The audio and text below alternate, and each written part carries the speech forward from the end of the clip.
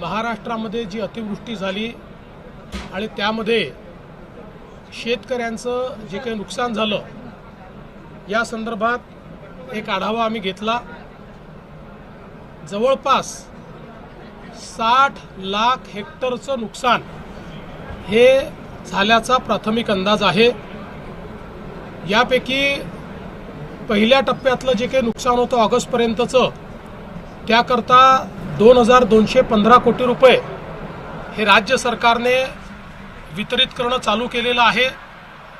KYCचे जी काही अट होती ती शिथिल करून ॲग्रीस्टॅकच्या रेकॉर्डप्रमाणेच हे पैसे देण्याचा आम्ही निर्णय घेतलेला आहे आणि त्या संदर्भातली कारवाई आम्ही सुरू केलेली आहे।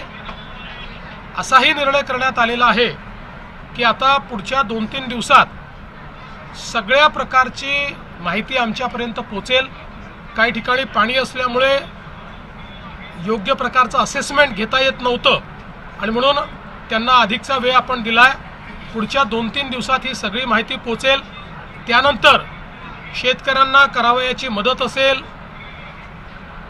जी खरडून गेलेली जमीन आहे त्याच्याकरता करायची मदत असेल, विहिरींच्या संदर्भात करायची मदत असेल, घरांच्या संदर्भातली मदत असेल, तातडीची मदत जी आपण सुरू केली आहे त्या संदर्भातले निर्णय असतील, वेगवेगळ्या प्रकारे ज्या ज्या प्रकारचं नुकसान झालेलं आहे त्या सगळ्या नुकसानाच्या संदर्भात एक कॉम्प्रिहेन्सिव्ह पॉलिसी तयार करून आणि ही सगळी जी काही मदत आम्ही करणार आहोत ही पुढच्या आठवड्यामध्ये त्या संदर्भातली घोषणा आम्ही करू आणि शक्यतोवर आमचा प्रयत्न आहे की सगळी मदत ही शेतकऱ्यांना दिवाळीपूर्वी त्यांच्या खात्यामध्ये मिळाली पाहिजे अशा प्रकारचा प्रयत्न आम्ही करणार आहोत। तसाच निर्णय मंत्रिमंडळाने घेतला आहे। दुसरं मंत्रिमंडळाने हाही निर्णय घेतलेला आहे, सातत्याने ओला दुष्काळाची मागणी होत असते पण मॅन्युअलमध्ये ओला दुष्काळ कुठेही नाही, आजपर्यंत कधी ओला दुष्काळ जाहीर झालेला नाही। तथापि आम्ही हा निर्णय घेतला की ज्यावेळी दुष्काळ पडतो त्यावेळी ज्या ज्या उपाययोजना आणि सवलती आपण देतो त्या सगळ्या सवलती आता यालाही म्हणजे दुष्काळ तर त्याला टंचाई म्हणतो आपण, तशाच प्रकारची दुष्काळी टंचाई पडली आहे असं समजून त्या सगळ्या सवलती याही वेळी लागू करण्याचा निर्णय हा राज्याच्या मंत्रिमंडळाने घेतलेला आहे। त्यामुळे जी काही मागणी होती की त्यावेळच्या सवलती लागू झाल्या पाहिजेत किंवा ओला दुष्काळ जाहीर करायचा अर्थच तो असतो की त्या सवलती लागू करा, तशा सगळ्या सवलती या लागू करण्याचा निर्णय हा राज्याच्या मंत्रिमंडळाने घेतलेला आहे। मी आज यापेक्षा अधिक सांगणार नाही कारण आता ही सगळी नुकसानाची आकडेवारी जमा होते। ती पूर्ण जमा पुढच्या 2-3-4 दिवसात होईल आणि जसं मी सांगितलं लवकरात लवकर पण कुठल्याही परिस्थितीत पुढच्या आठवड्याच्या आत आपल्याला या संदर्भातली जी काही मी शिंदेसाहेब आणि अजितदादा आम्ही बसून या संदर्भातला निर्णय घेणार आहोत आणि त्या संदर्भातली घोषणा आम्ही करू। आज राज्याच्या मंत्रिमंडळाने आज अजून काही महत्त्वपूर्ण या ठिकाणी निर्णय केलेले आहेत ज्याच्यामध्ये राज्याची एक सर्वंकष कॅन्सर सेवा policy, comprehensive cancer care policy ही आपण तयार केलेली आहे। या कॅन्सर केअर पॉलिसीच्या माध्यमातून राज्यातल्या सगळ्या जिल्ह्यांना कॅन्सरचा उपचार हा उपलब्ध राहिला पाहिजे अशा प्रकारची याची रचना करण्यात आलेली आहे। याच्यामध्ये L1 apex centre, L2 centre आणि L3 सेंटर याचं जाळं आपण तयार करतो आहोत जेणेकरून कोणालाही कॅन्सरसारख्या या बिमारीची ट्रीटमेंट मिळण्याकरता त्यांच्या जिल्ह्यामध्येच जवळपास महत्त्वाच्या गोष्टी उपलब्ध असतील। काहींना काही गोष्टींकरता L2 सेंटरला काही ठिकाणी जावं लागेल पण याच्यामुळे खूप मोठ्या प्रमाणात कॅन्सर याचा जे काही रोगनिदान आणि त्याच्यावर उपचार आहेत त्याची सुलभता आणि त्याची कॉस्ट कमी करणं हा याच्या पाठीमागचा उद्देश आहे। हे देखील राज्याच्या वतीनं आम्ही करणार आहोत। आज राज्याने आपली GCC पॉलिसी ही देखील या ठिकाणी मान्य केलेली आहे। GCC म्हणजे ग्लोबल कॉम्पिटिटिव्ह सेंटर।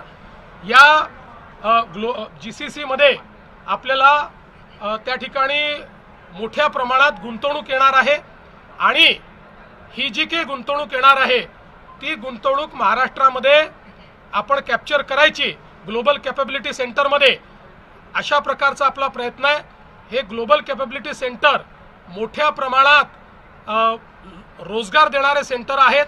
ज्या प्रकारे मागच्या काळामध्ये BPOंनी आपल्याला खूप मोठ्या प्रमाणात रोजगार दिला, तसंच आता हे ग्लोबल कॅपॅबिलिटी सेंटर्स GCC रोजगार देणारे आहेत। एक अपेक्षा अशी आहे की पुढच्या काळामध्ये आपल्या देशामध्ये जगातनं 5000 GCC येणार आहेत आणि हा सगळा जो GCCचा रिव्होल्यूशन आहे हा महाराष्ट्रात कॅप्चर करण्याकरता ही पॉलिसी आपण तयार केली आहे।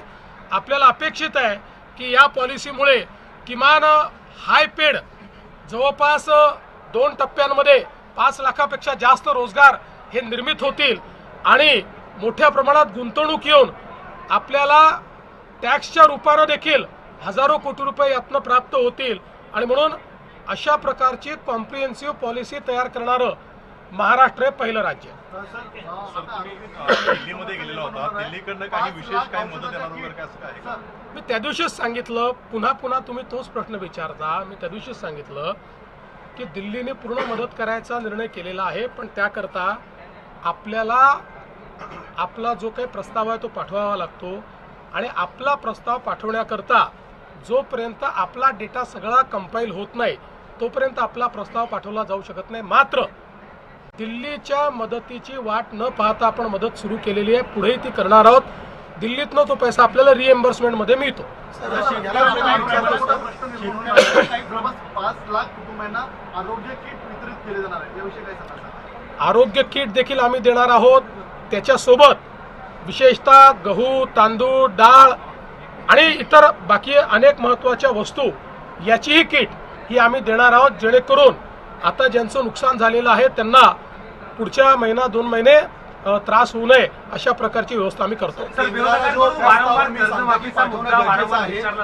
हा प्रस्ताव कधीपर्यंत जाऊ शकतो साधारणतः पंचनामे? मला असं वाटतं की या संदर्भात आता मी किती वेळा तेच ते तुम्हाला सांगायचं, हे सगळं आल्यानंतर पहिल्यांदा तुम्ही हे लक्षात घ्या की केंद्राला प्रस्ताव जो येईल केंद्रातनं पैसे मिळतील, पण त्याकरता आपण काही अडलेलं नाही। आपण आपल्या निधीतनं ते पैसे देणं सुरू करणार आहोत आणि केंद्राकडनं ते रिएम्बर्स होईल। त्यामुळे शेवटी केंद्राला आपल्याला एकदाच प्रस्ताव पाठवता येतो, वारंवार पाठवता येत नाही। त्यामुळे सगळे नुकसानीचे अंदाज आल्यानंतर जर प्रस्ताव पाठवला तर आपल्याला पैसे मिळतील। काही गोष्टी अशाही निघतील की ज्या केंद्राच्या निकषातच बसणार नाहीत, NDRFच्या निकषात बसणार नाहीत, अशा काही गोष्टी असतील। उदाहरणादाखल विहीर खचून गेली तर NDRFच्या निकषात ती नाही, पण त्याला आपण NDRFच्या निकषाच्या बाहेर जाऊन आपण पूर्णपणे मदत करू असा आपला निर्णय।